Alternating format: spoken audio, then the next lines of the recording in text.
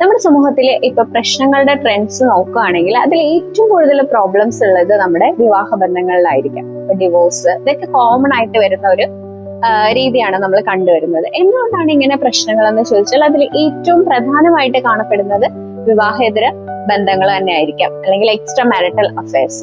അപ്പൊ സ്ത്രീകൾക്കും പുരുഷന്മാർക്കും ഇത് കോമൺ ആയിട്ട് കണ്ടുവരുന്നുണ്ട്. എന്തുകൊണ്ട് ഇങ്ങനെ സ്ത്രീകളും പുരുഷന്മാരും തന്റെ പാർട്ട്ണറിൽ സംതൃപ്തരാകാതെ മറ്റൊരാളെ തേടി പോകുന്നു എന്ന് ചോദിച്ചു കഴിഞ്ഞാല്, ഇപ്പൊ പുരുഷന്മാരുടെ കാര്യം എടുക്കുകയാണെങ്കിൽ അവര് ജോലിയൊക്കെ കഴിഞ്ഞ് ഒരുപാട് സ്ട്രെസ്ഫുൾ ആയിട്ട് വീട്ടിലേക്ക് വരുമ്പോൾ ഭാര്യ ഏറ്റവും കൂടുതലായിട്ട് സംസാരിക്കാൻ ശ്രമിക്കുന്നത് ആ വീട്ടിലുള്ള എന്തെങ്കിലും കാര്യങ്ങൾ കുറവ്, അതായത് ഇപ്പം തേയിലപ്പൊടി ഇല്ല, പഞ്ചസാര ഇല്ല മുതലായ കാര്യങ്ങൾ, അല്ലെങ്കിൽ കുഞ്ഞുങ്ങളുടെ എന്തെങ്കിലും കംപ്ലൈൻസ്, അതല്ലെങ്കിൽ ഫാമിലിക്ക് അകത്തുള്ള എന്തെങ്കിലും കാര്യങ്ങൾ, അല്ലെങ്കിൽ ഏതെങ്കിലും ഫംഗ്ഷൻസ് ഉണ്ടെങ്കിൽ അതിനെ പറ്റി, ഇതൊക്കെ ആയിരിക്കും ഏറ്റവും കൂടുതലായിട്ട് പറഞ്ഞു പോകുന്നത് അല്ലെ.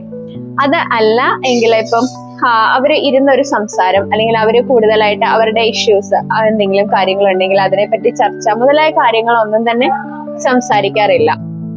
ഇപ്പം ഇങ്ങനെ സംസാരിക്കാതിരിക്കുമ്പോഴത്തേക്കും അവർ തമ്മിലുള്ള ഒരു തുറന്നു പറച്ചിലില്ലാതെ ഇരിക്കുമ്പോൾ അവർക്ക് കുറേയധികം പ്രശ്നങ്ങൾ ഉണ്ടാവും. രണ്ടുപേരും ആ ഒരു ഫ്രസ്ട്രേഷനിൽ ഇരിക്കുമ്പോൾ പുറമേ നിന്നൊരാള് വരികയും അവര് അവരുടെ കാര്യത്തിൽ കൂടുതലായിട്ട് കെയർ കൊടുക്കുകയും ചെയ്യുമ്പോഴത്തേക്കും ആ വ്യക്തി സ്വാഭാവികമായിട്ടും അവരിലേക്ക് അടുക്കാനായിട്ട് ശ്രമിക്കും.